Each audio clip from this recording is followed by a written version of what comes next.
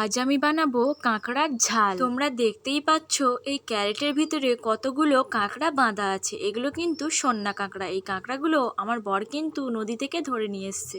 কাঁকড়াগুলোকে কিন্তু আমি খুব ভালো করে ছাড়িয়ে ধুয়ে নিয়েছি। এখন কড়াইতে তেল দিয়ে তেলটা খুব ভালো করে গরম করে তাতে দিয়েছি রসুন কুচি। রসুনটা একটু ভেজে নিয়ে তারপর কিন্তু দিয়েছি আদা কুচি। আদা রসুনটা একটু ভাজা হয়ে গেলে তারপর কিন্তু আমি এর মধ্যে দিয়েছি পেঁয়াজ বাটা আর টমেটো বাটা। এগুলোকে একটুখানি কষে নিয়ে তারপর কিন্তু এর মধ্যে দিয়েছি পরিমাণ মতো লবণ আর হলুদের গুঁড়ো।